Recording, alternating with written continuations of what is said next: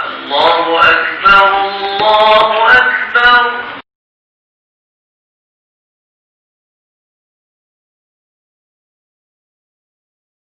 Dan dikasihi Tuan Imam, seluruh ahli tata kuasa masjid, muslimin dan muslimat sekalian. Alhamdulillah, kita bersyukur kepada Allah Subhanahu wa taala kerana masih lagi memberi umur yang panjang kepada kita, masih lagi memberi kesihatan yang baik kepada kita, sehingga kita dapat menunaikan ibadah kepada Allah Subhanahu wa taala sebagai bekalan kita untuk hari akhirat nanti. Muslim dan muslimat sekalian, tajuk yang akan dibentangkan pada malam ini adalah berkaitan dengan adab-adab ketika membaca Al-Quran. Ayuhal ikhwah, tuan-tuan dan puan sekalian, al-mautu wal-ajalu min qada'illahi wa qadrihi allazi katabahu bil lawhil mahfuz indahu subhanahu. Dia kata al-mautu wal-ajal, sesungguhnya kematian dan ajal. Mati itu dia kata min qada'illah, merupakan ketentuan Allah.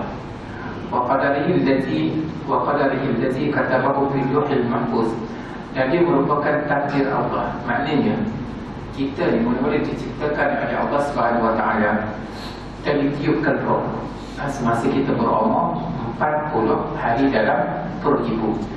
Ditiupkan roh ke dalam diri kita tu, maka ditetapkan selalu bila kita akan mati. Kan? Sebab kita tengok ada orang mati umur 30, 20, 50, 60, 70 kan. Ketetapan mati tu bila lagi?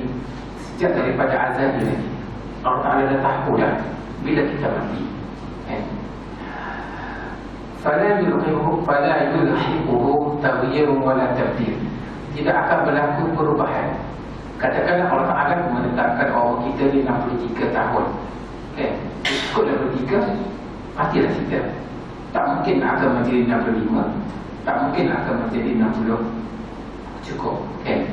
Begitulah juga kita tengok seseorang tu mati aksiden. Ada orang mati lemas, ada orang mati kebakaran, ada orang mati sakit jantung, ada orang mati di hospital. Itu merupakan ketetapan. Jadi makna dia, kalau kita ditakdirkan mati lemas lah kita. Katakanlah 2-3 hari lepas Qadi Johor Bahru kan, dia orang budak lagi kan, dia pergi ke Pulau Tioman untuk scuba tu. Tiba-tiba dia menyelam dasar laut, pada cukup alat dah kedap, tapi mati lemas. Maknanya mati lemas itu yang merupakan ketetapan daripada Allah Subhanahu wa taala kepada hamba dia. Kita tengok ada seorang makcik tu, nenek tu dengan cucu dia mati terbakar dalam rumah kan. Maknanya itu merupakan ketetapan. Jadi maknanya fala yulhiquhu taghyirun wala tabdil, tidak akan berlaku sebarang perubahan. Ketetapan tetap. Maknanya mati kita waktu bila itu merupakan takdir Allah Subhanahu wa taala, qada Allah Subhanahu wa taala, penetapan Allah Subhanahu wa taala sejak daripada azal lagi, dan tidak akan berlaku perubahan.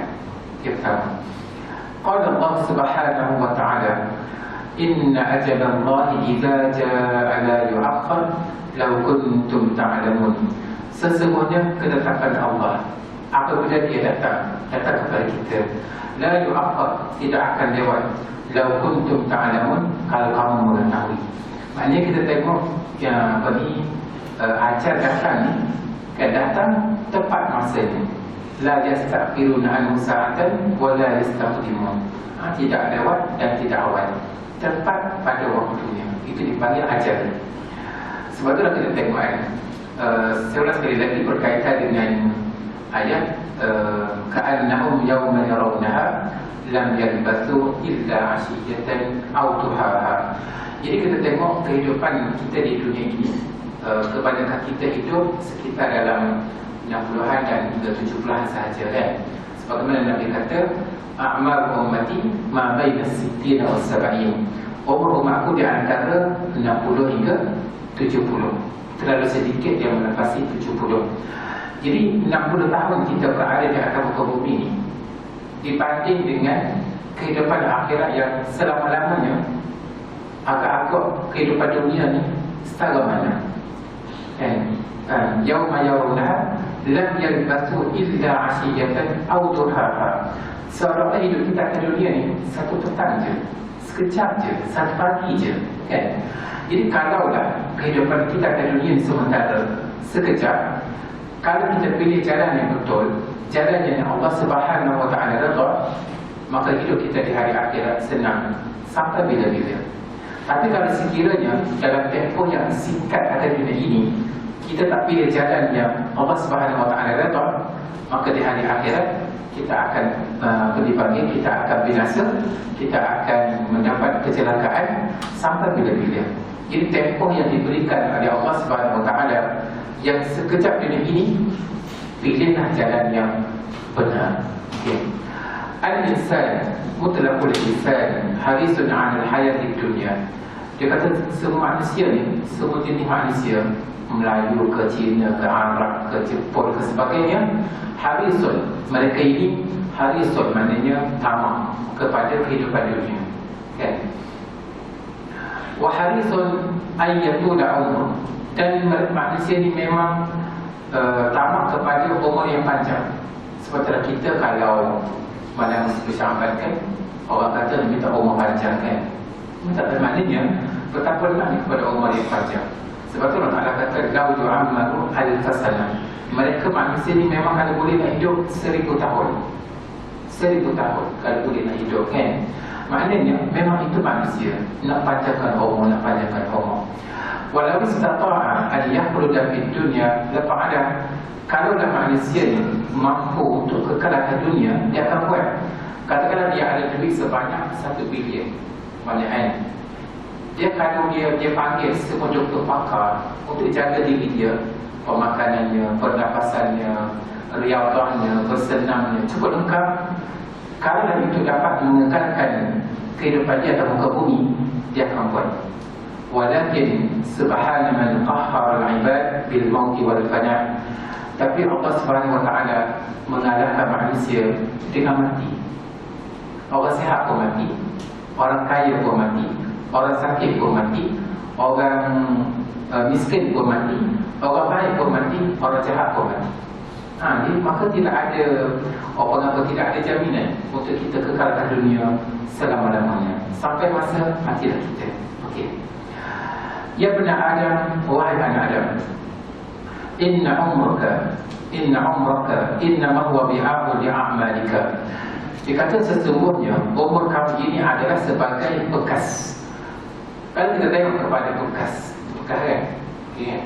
Apa yang ada pada dalamnya? Air, kan? Harganya berapa? Dalam seperti mesin ada kekurangan. Okey, kalau bekas ini diisi dengan air car, tahu air car, kan? Air lokal tu, dia ada harga tak bekas ni? Tak ada harga, kan? Fala takun harisan 'ala al-bi'a' biduni hirsin 'ala ma yahtawihi hadzal bi'a'. Janganlah kamu hanya menjaga bekas, tapi kamu tak percaya kepada isi dalam dia, kan? Li'anna qimat al-bi'a' bima yahtawi. Dia kata bekas yang ada pada diri kamu ni, bernilai ataupun tidak, tengok pada isi dia. Kalau diisi dengan air mineral adalah nilai dia. Kalau diisi dengan air cas 10, bekas ini semua air cas, maka semuanya tak berguna.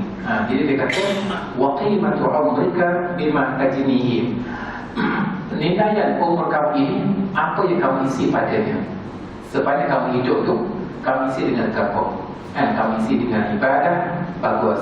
Kamu isi dengan Quran, bagus. Kamu isi dengan sembahyang, bagus. Kamu isi dengan pembelajaran kuliah-kuliah, bagus. Tapi dia kata in khairan fa khairun wa in syarran fa syarrun. Sekiranya baik maka baiklah, sekiranya jahat maka jahatlah. Jadi maknanya umur yang Allah Subhanahu Wa Taala kurniakan kepada kita ini 60 tahun, 70 tahun, apa yang perlu kita isi adalah dengan benda yang baik semata-mata. Boleh. Muslimin dan muslimat sekalian, ayuhal ikhwah, tuan-tuan dan puan-puan sekalian, wa min al-a'mal as-salihati tilawatul Quran al-Karim. Di antara amalan soleh yang boleh kita buat adalah kita kena sentiasa membaca Al-Quran. Ja'alallahu azza wa jalla qira'at al-Quran al-Karim min afdal al-a'mal. Allah Subhanahu wa taala menjadikan membaca Al-Quran merupakan amalan yang sangat mulia, amalan yang paling afdal, amalan yang paling utama dalam hidup kita. Jadi kalau kita ni tak pandai baca Quran, belajar. Kalau kita ni malah baca Quran, rugi. Haitsu inna qira'at al-Quran fiha khairun 'azim wa fa'idatun kabiratun. Di mana kita membaca Al-Quran mempunyai khairun 'azim, kebaikan yang banyak dan faedah yang sangat besar. Sebab apa dia kata? Wa qala Rasulullah sallallahu alaihi wasallam, Rasulullah sallallahu alaihi wasallam bersabda, "Iqra'u hadzal Quran." Bacalah Quran. Okey, Rasulullah suruh kita baca Quran bila? Bila? Semasa kita hidup, sebelum kita mati. Ada setengah orang semasa hidup langsung tak pernah Quran, langsung tak sentuh Quran, langsung tak baca Quran, langsung tak buka Quran. Tapi masa mati, dibacakan malam 30 juzuk. Agak manfaat atau tidak? Kalau dalam masa hidup ni jauh dengan Quran, tiba-tiba dia mati, dia nak ke kepada Quran? Nak ke? Itu soalan dia kan. Jadi maknanya Nabi suruh kita baca Quran semasa kita hidup. Bacalah Quran, kan? Bukan bacalah Quran selepas kamu mati. Tak ada pun. Bukan masalah saya melarang nak baca kalau kita mati, tak ada masalah. Tapi maknanya nak cerita pada kita yang bahawa bacalah Quran semasa kita hidup. Fa'innahu ya'ti syafi'an li ashabihi yawmal qiyamati. Sesungguhnya Quran akan datang kepada orang yang membacanya pada hari kiamat dalam bentuk syafaat. Maknanya kita baca Quran pada dunia ini, kita duduk dalam kubur, kita duduk di hari akhirat, Quran akan menjadi penyelamat kita, Quran akan menjadi peneman kita, Quran akan menjadi pemberat timbangan kepada amalan kita. Wa qira'atul Quran al-Karim min husni birril muslimi bi kitab rabbih. Membaca Al-Quran dengan makna kita berbakti kepada Al-Quran. Kalau kita beli Quran di Jafar Abbas kan, pada rumah kita buat dalam almari, kita kunci, kan? Tak buka-buka. Orang mana berbakti tak kepada Quran? Tak, kan? Tak. Quran itu nak dibaca, itu dipanggil berbakti. Fala yakunu hajiranlah. Jangan sekali-kali kita menjadi orang yang jauh dengan Quran, tak baca, tak buka, tak tengok, tak hafal dan sebagainya. Kama anna nizam al-muslim bi tilawatil Quran al-Karim bi syaklin yaumi, sebagaimana seorang muslim yang membaca Quran pada setiap hari dibaca Quran, yutarattabu alaihi atharun azimah, akan kesan pada diri dia ini kesan yang sangat besar. Kita tengok orang tu sentiasa dengan Quran, akhlak dia baik, rezeki dia murah, kehidupan dia tenang dan sebagainya. Tapi kalau orang tu jauh daripada Al-Quran, maka kehidupan dia memang tak ada ketenangan. Inna qari al-Quran lahu bi kulli harfin asyru hasanat. Sesungguhnya orang yang membaca Al-Quran, satu huruf dia akan mendapat 10 ganjaran pahala. Satu huruf. Okey, dalam Quran ada berapa huruf? Siapa pernah bilang daripada Bismillahirrahmanirrahim, Alhamdulillahirabbil alamin, kan dibaca seluruh kan, sampai kepada Qul a'udzu birabbin nas. Berapa huruf ada dalam Quran? Berapa? 323,000. 323,000 lebih, kan? Dalam Quran itu terbanyak sebanyak 323,000 lebih. Satu huruf kita mendapat 10 ganjaran pahala. Betapa banyaknya orang yang mendapat ganjaran pahala membaca Quran, menghafaz dan beramal dengannya. Liqauli Rasulullah sallallahu alaihi wasallam, Rasulullah sallallahu alaihi wasallam bersabda, "Man qara'a harfan min kitabillah falahu bihi hasanatun wal hasanatu bi'ashri amsalihha." Siapa yang membaca satu huruf daripada kitab Allah, daripada Al-Quran, maka dia akan mendapat satu kebajikan. Satu kebajikan digandakan menjadi 10. Bermakna satu huruf 10, satu huruf 10. La aqulu alif lam mim harfun walakin alifun harf wa lamun harf wa mimun harf. Aku tak kata alif lam mim satu huruf, tapi aku berkata alif satu huruf, lam satu huruf, mim satu huruf. Bermakna kita baca dengan alif lam mim sudah tercatat kepada kita 30 pahala. Baru satu alif lam mim. Bayangkan dalam satu hari kita baca satu muka surat, kita baca 2 muka surat, kita baca separuh juzuk, kita baca satu juzuk, bertambung bertimbun-timbun pahala yang datang kepada kita pada hari kiamat. Kan? Yahtamil Qur'anul Karim ala 114 suratan. Dikata Al-Quran mengandungi 114 surah. Boleh apa kan? Al-Quran mengandungi 114 surah. Wa tamma taqsimuhu ila 30 juz'an. Al-Quran mengandungi 30 juzuk. Faham? Al-Quran mengandungi 114 surah, 30 juzuk. Wa amma ayatuhu fa'adaduha 6,000 ayatan wa zada 'ala zalika. Dia kata ayat pula mengandungi 6,000 lebih, 6,200 lebih. Dia bukan 6,666. Setengah kata kalau kita belajar setengah tempat dia kata Quran mengandungi 6,666 ayat. Tak betul. Yang betulnya adalah 6,200 lebih. Itulah ayat Al-Quran. Kalau saya tanya boleh tak? Ingat tak? Berapa juzuk surah, berapa juzuk, berapa ayat? Ingat lagi. Surah 114, juzuk 30, ayat 6,200 lebih. Okey.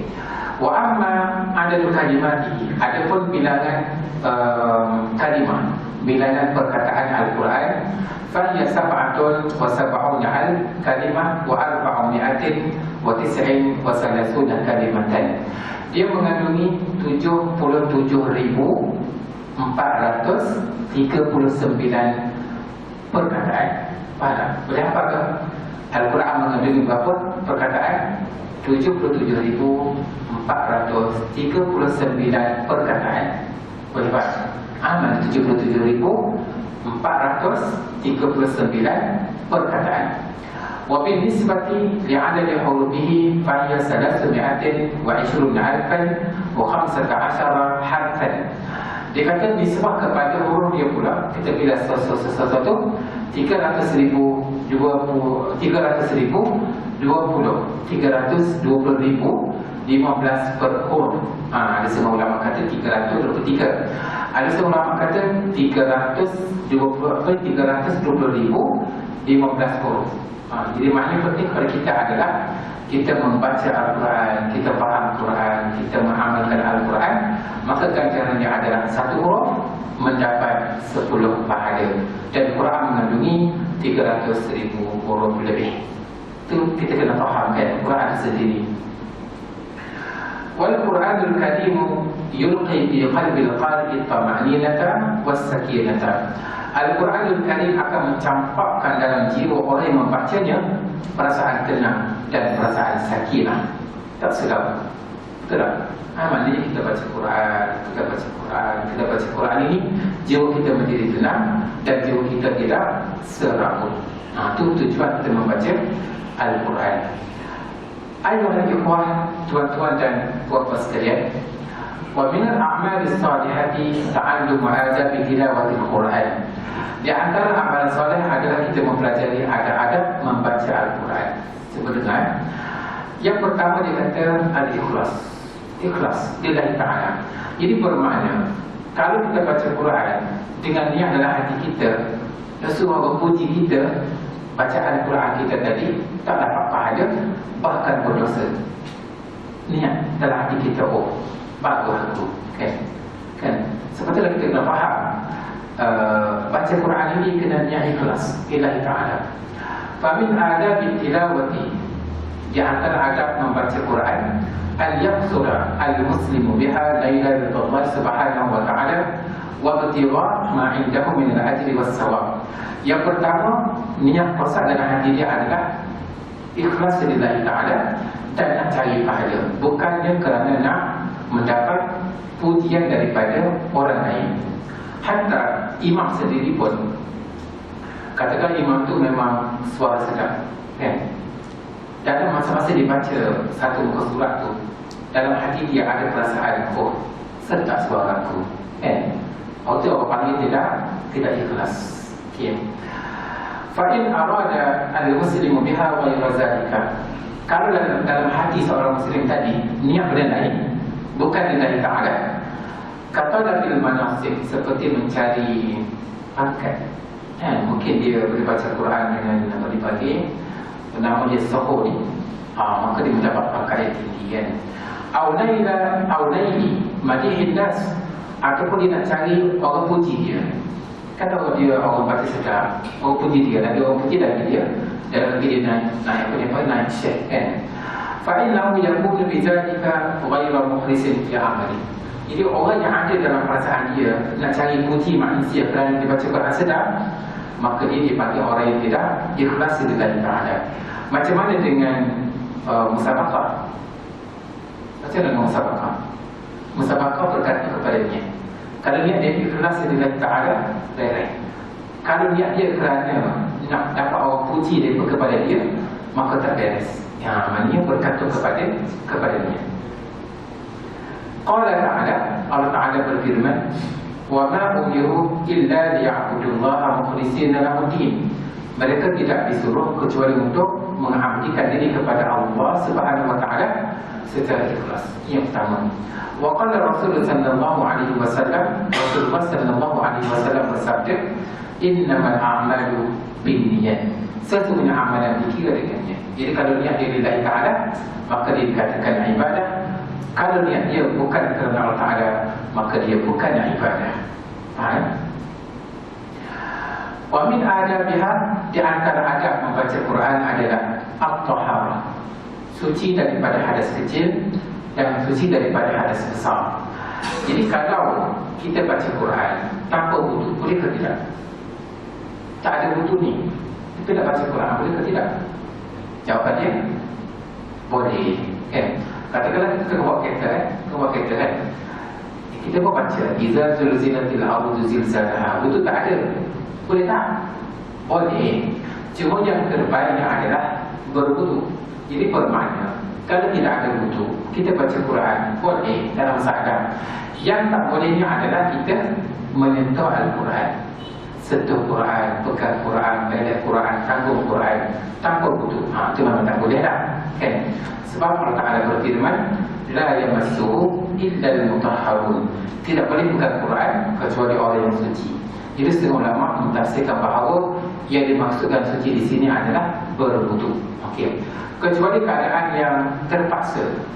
Katakanlah Quran jatuh akan angkat, kita tak ada wudu, boleh tak kita pegang angkat? Boleh tak? Boleh. Sebab apa? Sebab pada masa itu berhajat. Okay. Begitu juga hadas besar.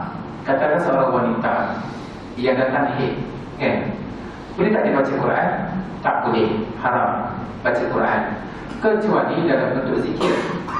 Katakanlah dia nak makan, dia baca Bismillahirrahmanirrahim, sedangkan dia tu haid, kan? Jadi Bismillahirrahmanirrahim merupakan ayat Al-Quran, kan? Tapi dia adalah zikir, maka boleh.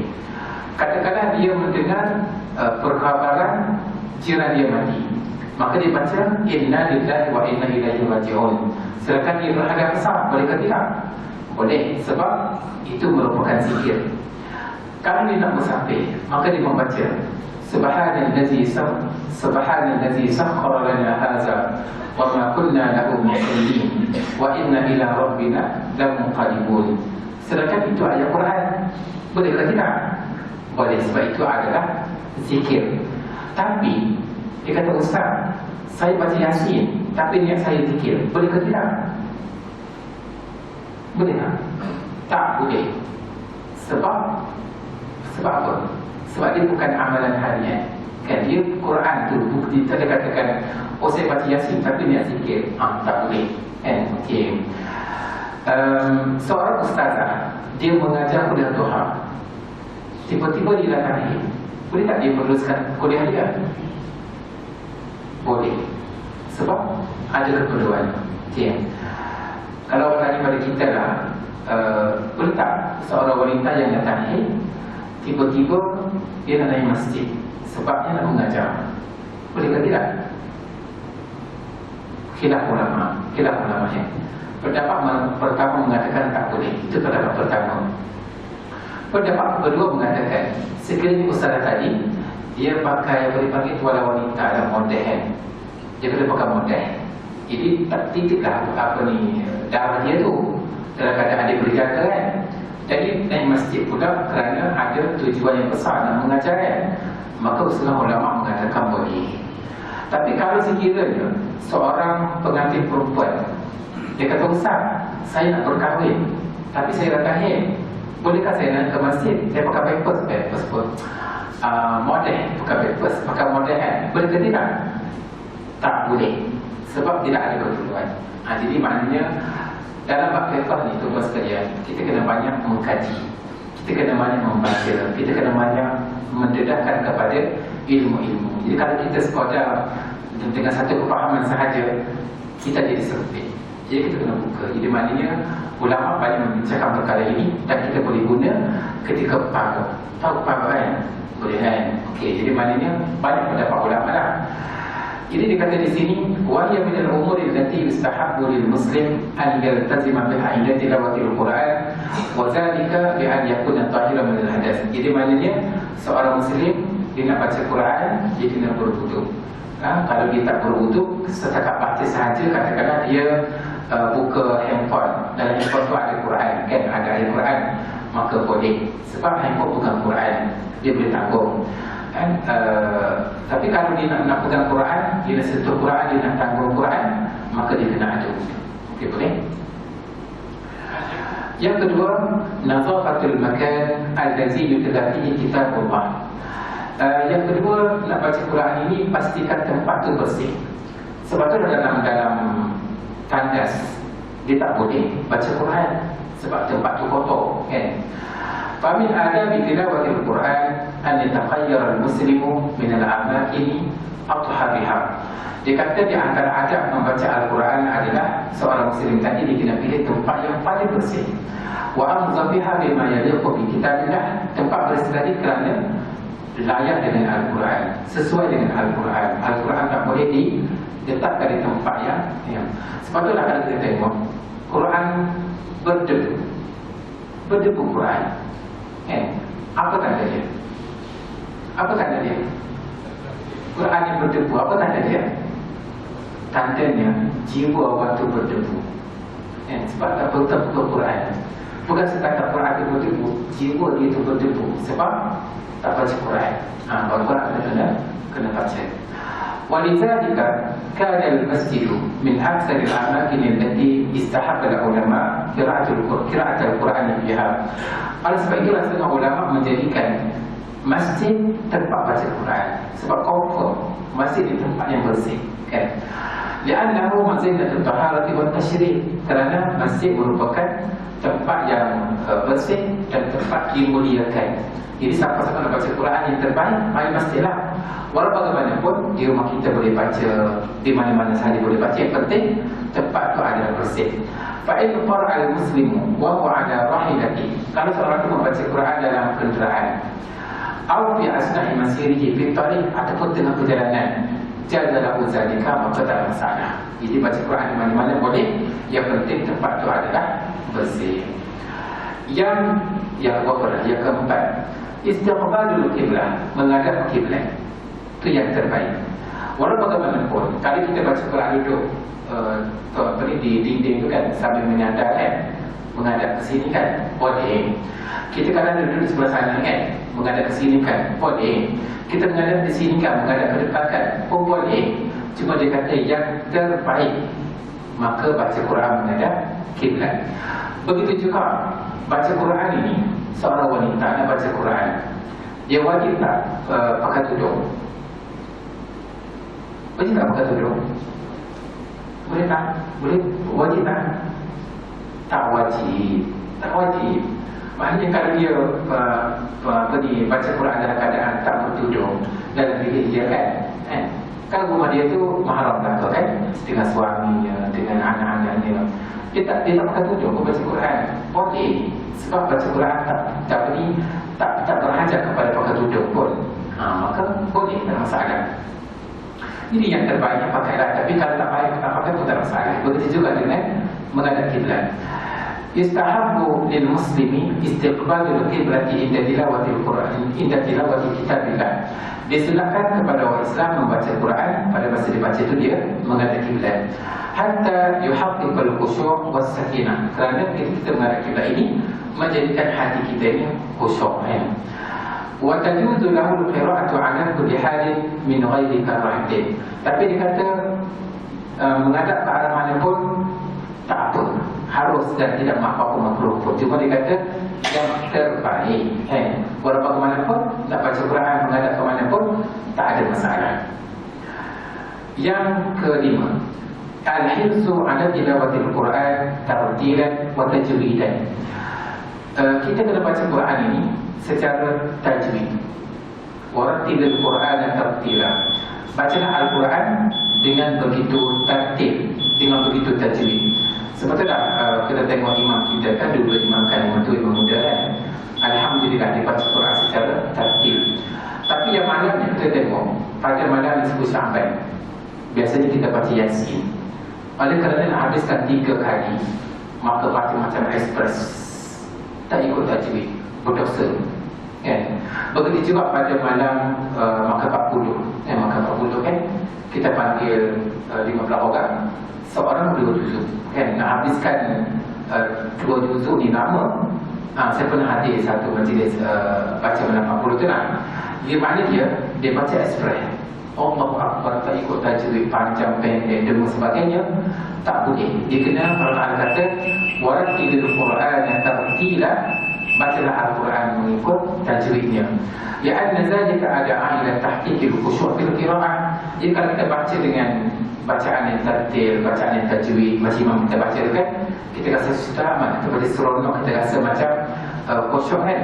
Kama annahu dalalatun 'ala ihtiramil muslim di kitabillah. Jadi kalau kita baca Quran mengikut tajwid, bermakna kita menghormati Al-Quran. Kalau kita baca Al-Quran ikut tajwid, bermakna kita tidak menghormati Al-Quran. Jadi insyaAllah pada minggu depan kita akan sambung lagi berkaitan dengan dipanggil apa, tak ada membaca Al-Quran. Di antaranya tilawatul Quran bi sautin mu'tadil, kita baca Quran dengan suara yang sederhana. Patut kita tengok setengah masjid kan, saya memang masih 3 minit. Masjid alhamdulillah imamnya faham. Kenapa faham? Selepas sembahyang dia panggil apa, wiridnya dengan suara yang khusyuk. Cuba pergi masjid baca Allahu Akbar, tu imam dia bukan nak muka imam dia. Tapi tak apa, dia tak belajar adab zikir ni. Dia zikir ni memang saya. Ada satu ketika Nabi SAW melalui satu kumpulan lelaki tu, dia berzikir kuat macam kita mengatihkan. Pernah tak? La ilaha illallah. Teruk maknanya kegempaan suara yang gempa tu, itu menunjukkan orang tu tak belajar adab. Dia kata Tuhan yang kamu seru, Tuhan yang kamu zikir pada itu tak tuli pun. Itu jawapan Nabi. Jadi maknanya kita kena zikir dalam keadaan yang suara yang kosong, suara yang sederhana, tak terlalu kuat. Jadi kalau nak mengatik tu, mengatik yang suara yang sederhana. Jangan terlalu siapa kau ya Allah, kamu ni gem tengok kan. Sebab mereka tak belajar tentang adab. Jadi insyaAllah pada minggu depan kita akan sambung lagi berkaitan dengan adab-adab membaca Al-Quran. Aqulu qawli hadza wa astaghfirullahal azim li wa lakum. Wassalamualaikum warahmatullahi taala wabarakatuh. Bismillahirrahmanirrahim. Allahumma arhamna bil Quran waj'alhu lana imaman wa nuran wa hudan wa rahmah. Allahumma zakkirna minhu ma nasina wa 'allimna minhu ma jahilna warzuqna tilawatahu ana al-layli wa atrafan nahar waj'alhu lana hujjatan ya rabbal alamin. Wa sallallahu ala sayyidina Muhammad wa ala alihi wa sahbihi wa sallam walhamdulillahi rabbil alamin.